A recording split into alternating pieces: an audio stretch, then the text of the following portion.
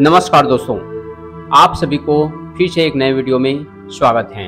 आज आप सभी को भगवान श्री कृष्ण द्वारा कहे गए गीता उपदेश आप सभी के बीच प्रस्तुत कर रहे हैं।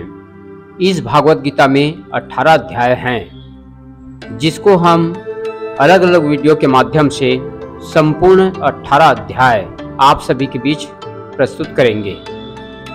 इससे पूर्व आप सभी को आज के वीडियो में हम जानकारी देने वाले हैं कि गीता उपदेश के पहले महाभारत में क्या हुआ था, संक्षिप्त रूप से आप सभी के बीच प्रस्तुत कर रहे हैं। सो इस वीडियो को पूरी अंत तक सुने और आगे के वीडियो में हम अध्यायों के द्वारा प्रस्तुत करेंगे। श्रीमद् भागवत गीता इसी युग के प्रारंभ में आज से लगभग 5000 वर्ष पूर्व भगवान श्री कृष्ण ने अपने मित्र तथा भक्त अर्जुन को श्रीमद् भागवत गीता का उपदेश दिया था। उनकी यह वार्ता, जो मानव इतिहास की सबसे महान दार्शनिक तथा धार्मिक वार्ताओं में से एक है, उस महायुद्ध के शुभारंभ के पूर्व हुई, जो धृतराष्ट्र के 100 पुत्रों तथा उसके चचेरे भाई पांडु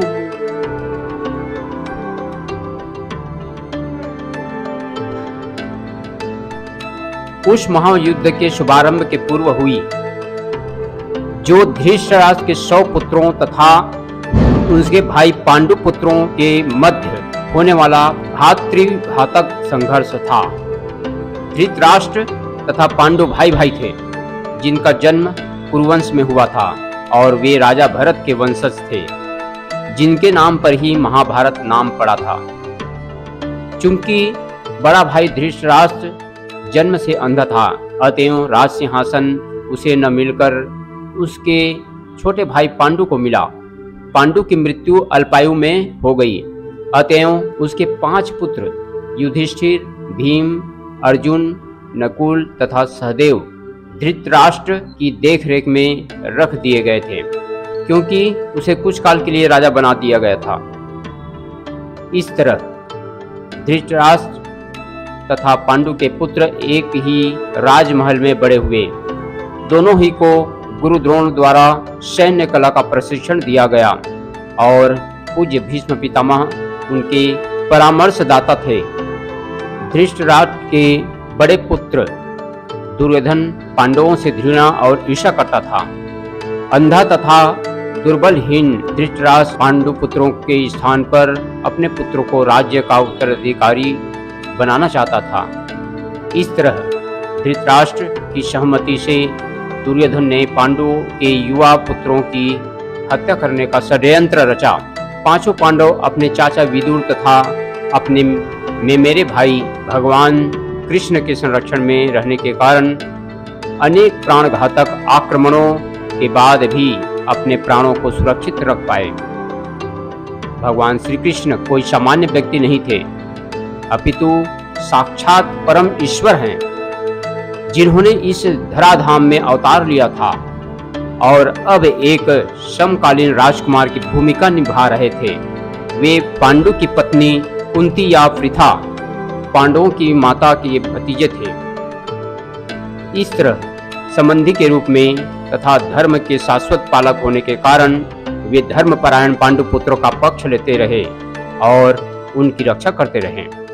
किंतु अंततः चतुर दुर्योधन ने पांडवों को ध्रुव क्रीड़ा के लिए ललकारा। उस निर्णायक स्पर्धा में दुर्योधन तथा उसके भाइयों ने पांडवों की सती पत्नी द्रौपदी पर अधिकार प्राप्त कर लिया और फिर उसे राजाओं तथा राजकुमारों की सभा के मध्य निर्वस्त्र करने का प्रयास किया। कृष्ण के दिव्य हस्तक्षेप से उसकी रक्षा हो सकी। उस ध्रुव क्रीड़ा में छल के प्रयोग के कारण पांडवों की हार हुई तथा उन्हें अपने राज्य से वंचित होना पड़ा और 13 वर्ष तक वनवास के लिए जाना पड़ा। वनवास से लौटकर पांडवों ने धर्मसम्मत विधि विधान से दुर्योधन से अपना राज्य मांगा, किंतु उसने देने से इनकार कर दिया। क्षत्रियों के शास्त्रानुसार कर्तव्य को पूर्ण करने के लिए 5 पांडवों ने अंत में अपना पूरा राज्य न मांगकर केवल 5 गांवों की मांग रखी, किंतु दुर्योधन सुई की नोक भर भी भूमि देने से इनकार कर दिया। अभी तक तो पांडव सहनशील बने रहे, लेकिन अब उनके लिए युद्ध करना बहुत जरूरी हो गया था। विश्व भर के राजकुमारों में से कुछ धृतराष्ट्र के पुत्रों के पक्ष में थे तो कुछ पांडवों के पक्ष में थे। उस समय कृष्ण स्वयं पांडुपुत्रों के संदेशवाहक बनकर शांति का संदेश लेकर धृतराष्ट्र की राजसभा में गए। जब उनकी याचना अस्वीकृत हो गई तो युद्ध निश्चित था। अत्यंत सच्चरित्र पांचों पांडवों ने कृष्ण को पूर्ण पुरुषोत्तम भगवान के रूप में स्वीकार कर लिया था, किंतु धृतराष्ट्र के दुष्ट पुत्र उन्हें नहीं समझ पाए थे। तथापि कृष्ण ने विपक्षियों की इच्छानुसार ही युद्ध में सम्मिलित होने का प्रस्ताव रखा। ईश्वर के रूप में वे युद्ध नहीं करना चाहते थे, किंतु जो भी उनकी सेना का उपयोग करना चाहे कर सकता था। प्रतिबंध यह था कि एक ओर कृष्ण की संपूर्ण सेना होगी तथा दूसरी ओर वे स्वयं एक परामर्शदाता तथा सहायक के रूप में उपस्थित रहेंगे। राजनीति में कुशल दुर्योधन ने आतुरता से कृष्ण की सेना झपट ली, जबकि पांडवों ने कृष्ण को उतनी ही आतुरता से ग्रहण किया। इस प्रकार कृष्ण अर्जुन के सारथी बने और उन्होंने उस सुप्रसिद्ध धनुर्धर का रथ हाँकना स्वीकार किया। इस तरह हम उस बिंदु तक पहुंच जाते हैं जहां से भागवत गीता का शुभारंभ होता है। श्रीमद् भागवत गीता का पहला अध्याय का नाम अर्जुन विषाद योग है। भगवान श्री कृष्ण ने अर्जुन को निमित्त बनाकर समस्त विश्व को गीता के रूप में जो महान उद्देश्य दिया है, यह अध्याय उसकी प्रस्तावना रूप है। उसमें दोनों पक्ष के प्रमुख योद्धाओं के नाम गिनाने के बाद मुख्य रूप से अर्जुन को कुटुंबनाश की आशंका से उत्पन्न हुए मोहजनित विषाद का वर्णन है। धृतराष्ट्र बोले, हे संजय, धर्म भूमि कुरुक्षेत्र में एकत्रित युद्ध की इच्छा वाले मेरे पांडु के पुत्रों ने क्या किया? तब संजय बोले, उस समय राजा दुर्योधन ने व्यूह रचनात्मक पांडवों की सेना को देखकर और द्रोणाचार्य के पास जाकर यह वचन कहा, हे आचार्य, आपके बुद्धिमान शिष्य द्रुपद पुत्र धृष्टद्युम्न के द्वारा व्यूहकार खड़ी की हुई पांडु पुत्रों की इस बड़ी भारी सेना को देखिए। इस सेना में बड़े बड़े धनुष वाले तथा युद्ध में भीम और अर्जुन के समान सूरवीर सात्विकी और विराट तथा महारथी राजा द्रुपद, धृष्टकेतु और चेकितान तथा बलवान काशीराज पुरुजित, कांतिभोज और मनुष्यों में श्रेष्ठ शैव्य पराक्रमी युधामन्यु तथा बलवान उत्तमौजा सुभद्रा पुत्र अभिमन्यु एवं द्रौपदी के पांचों पुत्र, ये सभी महारथी हैं। हे ब्राह्मण श्रेष्ठ, अपने पक्ष में जो भी प्रधान हैं उसको आप समझ लीजिए। आपकी जानकारी के लिए मेरी सेना के जो जो सेनापति हैं उनको बतलाता हूँ। आप द्रोणाचार्य और पितामह भीष्म तथा कर्ण और संग्राम विजयी कृपाचार्य तथा वैसे ही अश्वत्थामा, विकर्ण और सोमदत्त का पुत्र भूरिश्रवा और भी मेरे लिए आशा त्याग देने वाले बहुत से सूरवीर अनेक प्रकार के शस्त्रों से सुसज्जित और सब के सब युद्ध में चतुर हैं। भीष्म पितामह द्वारा रक्षित हमारी वह सेना सब प्रकार से अजय है और भीम द्वारा रक्षित इन लोगों की यह सेना जीतने में सुगम है। इसलिए सब मोर्चों पर अपनी अपनी जगह स्थित रहते हुए आप लोग सभी निसंदेह भीष्म पितामह की ही सब ओर से रक्षा करें। कौरवों में वृद्ध बड़े प्रतापी पितामह भीष्म ने उस दुर्योधन के हृदय में हर्ष उत्पन्न करते हुए उच्च स्वर से सिंह की दहाड़ के समान गर्जना कर शंख बजाया। इसके पश्चात शंख और नगाड़े तथा ढोल, मृदंग और नरसिंघे आदि बाजे एक साथ ही बज उठे। उनका वह शब्द बड़ा भयंकर हुआ। इसके अनंतर सफेद घोड़ों से युक्त उत्तम रथ में बैठे हुए श्री कृष्ण महाराज और अर्जुन ने भी अलौकिक शंख बजाए। श्री कृष्ण महाराज ने पांचजन्य नामक अर्जुन ने, देवदत्त नामक और भयानक कर्म वाले भीमसेन ने पौंड्रक नामक महाशंख बजाया। कुंती पुत्र राजा युधिष्ठिर ने अनंत विजयी नामक और नकुल तथा सहदेव ने सुघोष और मणिपुष्पक नामक शंख बजाए। श्रेष्ठ धनुष वाले काशीराज और महारथी शिखंडी एवं धृष्टद्युम्न तथा राजा विराट और अजय सात्यकी, राजा द्रुपद एवं द्रौपदी के 5 पुत्र और बड़ी भुजा वाले सुभद्रा पुत्र अभिमन्यु, इन सभी ने हे राजन सब ओर से अलग अलग शंख बजाए और उस भयानक शब्द ने आकाश और पृथ्वी को भी गूंजाते हुए धृतराष्ट्र के अर्थात आपके पक्ष वालों के हृदय विदीर्ण कर दिए।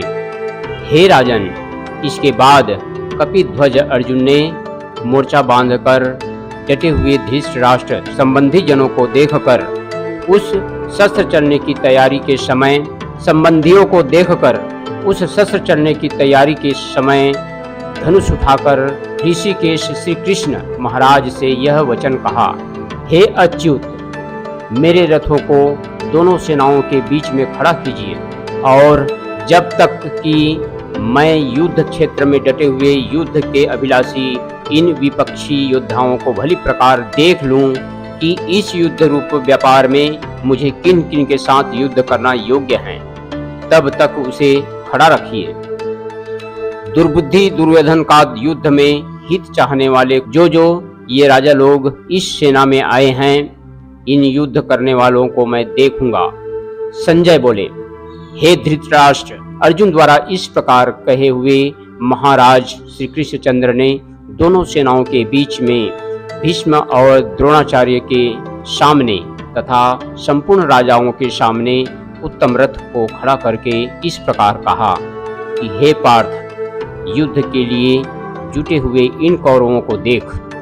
इसके बाद पृथा पुत्र अर्जुन ने उन दोनों ही सेनाओं में स्थित ताऊ चाचों को, दादों परदादों को, गुरुओं को, मामाओं को, भाइयों को, पुत्रों को, पौत्रों को तथा मित्रों को, ससुरों को और सुहृदों को भी देखा।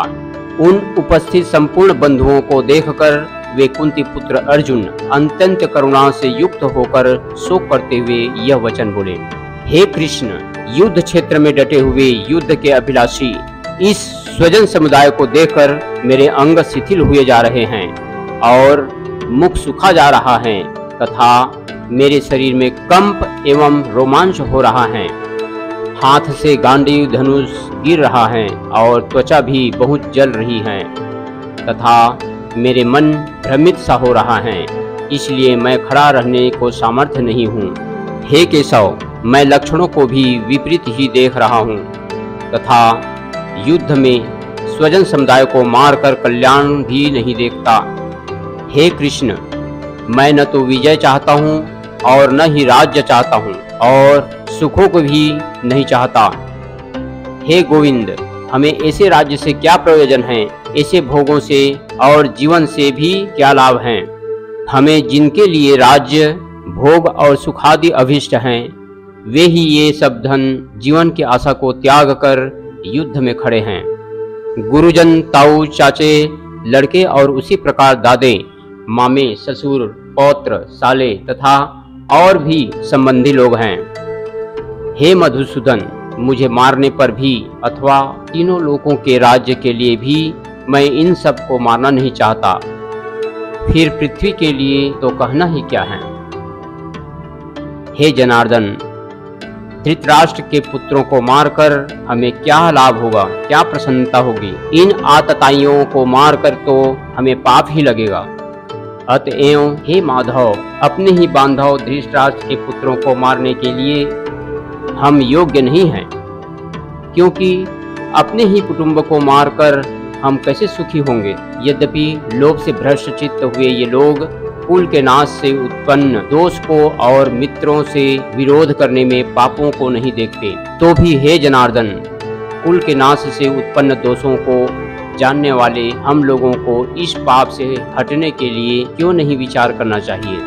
कुल के नाश से सनातन कुल धर्म नष्ट हो जाते हैं धर्म के नाश हो जाने पर संपूर्ण कुल में पाप भी बहुत फैल जाता है।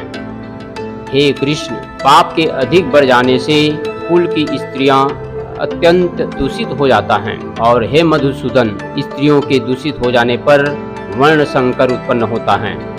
वर्ण संकर कुल घातियों को और कुल को नरक में ले जाने के लिए ही होता है। लुप्त हुई पिंड और जल की क्रिया वाले अर्थात श्राद्ध और तर्पण से वंचित इनके पितर लोग भी अधोगति को प्राप्त होते हैं। इन वर्ण संकर कारक दोषों से कुल घातियों के सनातन कुल धर्म और धर्म जाति नष्ट हो जाते हैं। हे जनार्दन, जिनका कुल धर्म नष्ट हो गया है, ऐसे मनुष्यों का अनिश्चित काल तक नरक में वास होता है, ऐसा हम सुनते आए हैं। हम लोग बुद्धिमान होकर भी महान पाप करने को तैयार हो गए हैं, जो राज्य और सुख के लोभ से स्वजनों को मारने के लिए उद्यत हो गए हैं। यदि मुझ शस्त्र रहित एवं सामना न करने वाले को शस्त्र हाथों में लिए हुए धृतराष्ट्र के पुत्र रण में मार डालें, तो वह मारना भी मेरे लिए अधिक कल्याणकारक होगा। संजय बोले, रणभूमि में शोक से उद्विग्न मन वाले अर्जुन इस प्रकार कहकर बाण सहित धनुष को त्याग कर रथ के पिछले वाले भाग में बैठ गए। इस प्रकार आप सभी के बीच श्रीमद् भागवत गीता के पहला अध्याय इस वीडियो में प्रस्तुत किया, और आने वाले वीडियो में क्रमशः श्रीमद् भागवत गीता के अध्याय दूसरा प्रस्तुत करेंगे। आप सभी इस चैनल में हर एक वीडियो को जरूर सुनें और साथ ही लाइक, सब्सक्राइब एंड शेयर जरूर करें। जय हिंद, जय भारत, वंदे मातरम।